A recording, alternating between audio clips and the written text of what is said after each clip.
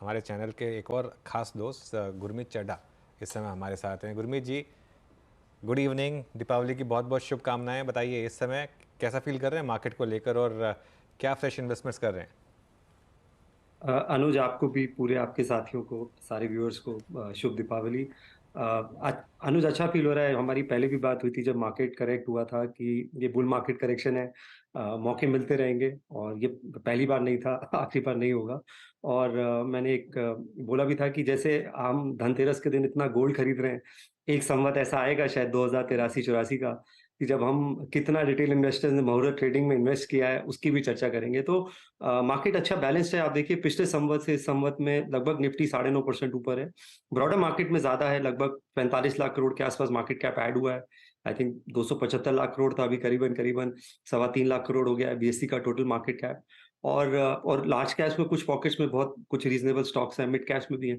तो stock picking कर रहे हैं, मैन्युफैक्चरिंग में कर रहे हैं, एग्रो केमिकल्स में कर रहे हैं, थोड़ा सा ऑटो में, टू व्हीलर्स में रिवाइवल हो रहा है तो उनकी कुछ ऑटो एंसिलरीज में भी कर रहे हैं। ऐसे मत बोलो गुरमीत सर। दीपावली की आपको हार्दिक शुभकामनाएं।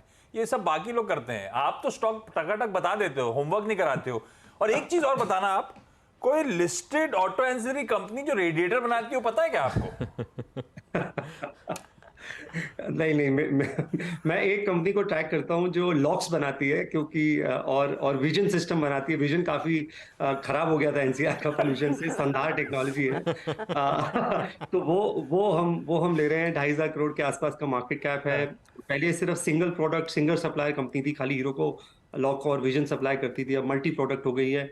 टू व्हीलर का मिक्स करीबन 55% ही है, और फोर व्हीलर्स, कमर्शियल व्हीकल्स का मिक्स बढ़ गया है।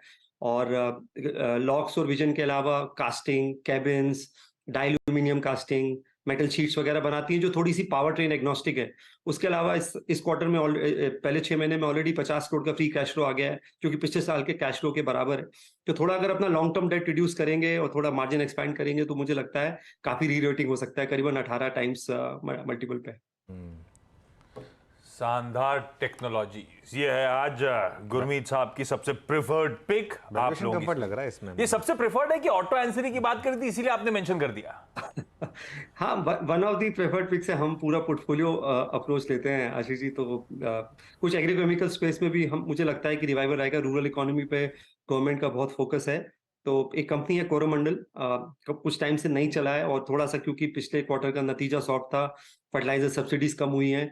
पर अच्छी कंपनी है, एग्रीकल्चर ड्रोन पे काम कर रहा है, नैनो डैप पे काम कर रहा है। डैप इस डायमोनियम फॉस्फेट होता है, उसके नैनो पार्टिकल्स पे काम कर रहा है। उसका काकीनाडा का प्लांट आने वाला है 14 के मल्टीपल पे, और काफी लीडिंग कंपनी है मार्केट शेयर जो उनका।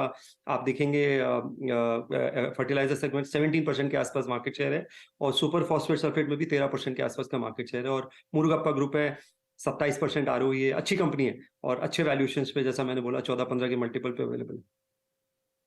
कुछ अलग जो हटकर थीम जो पकड़ी जा सकती है, क्योंकि अब तक हमने देखा है कि बहुत जो भी चला है वो बहुत पब्लिक में आ चुका है। कुछ ऐसा अलग जो आपने आइडेंटिफाई किया हो जो शायद इलेक्शन के बाद ही काम करे?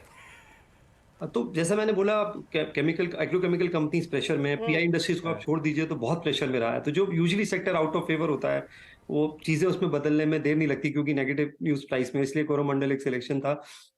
उसके अलावा सीमेंट सेक्टर मुझे ऐसे लगता है कि काफी ड्यू है री रेटिंग को लेके। हमें एक छोटी कंपनी पसंद है, सागर सीमेंट, $50 पर टन के वैल्यूएशन पे अवेलेबल है, लगभग 2200 करोड़ का मार्केट कैप है, लोएस्ट कॉस्ट प्रोड्यूसर है साउथ में। आंध्रा सीमेंट एक्वायर करने के बाद लगभग 11 मिलियन टन की कैपेसिटी है, और अब जाके 54-55% कैपेसिटी यूटिलाइजेशन पे है। और पीछे हमने देखा अंबुजा ने जब सांगी सीमेंट लिया तो $100 के आसपास लिया, तो ये 50% बिलो रिप्लेसमेंट कॉस्ट पे है। तो यहाँ पे काफी वैल्यूएशन का, और मुझे लगता है सीमेंट में इन जनरल 10-12% का वॉल्यूम ग्रोथ आया है बहुत टाइम बाद, तो आपको ठीक ठाक रे रेटिंग देखने को मिलेगा, जैसा आपको पॉलीकैब में और बाकी होम इंप्रूवमेंट थीम्स में देखने को मिला है। लेकिन केमिकल का आप छुपा नहीं रहा सीएनबीसी आवाज के दर्शकों के लिए। पिछले 1-1.5 घंटे में सब एक्सपर्ट ने बताया किस तरह से अंडर परफॉर्मेंस है, और शायद इस नए संवत में ये पॉकेट आउट परफॉर्म कर सकती है। सतपति साहब, ये रियल एस्टेट स्टॉक्स देखे आज, ये पिछले संवत के, पिछले साल के सबसे तगड़े आउट परफॉर्मिंग पॉकेट। और आज भी जब मुहूर्त सेशन में नए संवत में आए हुए सतपति साहब, सारे के सारे रियल एस्टेट आज फिर मजबूती के साथ ट्रेड कर रहे हैं। कुछ पसंद आता है क्या? आशीष जी, देखिए, इसमें अगर आप बात करें तो डीएलएफ का चार्ट देखिए। मुझे लगता है डीएलएफ में एक फ्रेश ब्रेकआउट आया है। और if I am not wrong, इसका जो टारगेट होगा, स्विंग का टारगेट होगा, वो कम से कम 635 640 का होगा। अगर आप वीकली चार्ट देखते हो तो वो ये ब्रेकआउट जो है, राइजिंग चैनल ब्रेकआउट कहते हैं हम, तो ये जो ब्रेकआउट हुआ है वो 600 के परे हुआ है।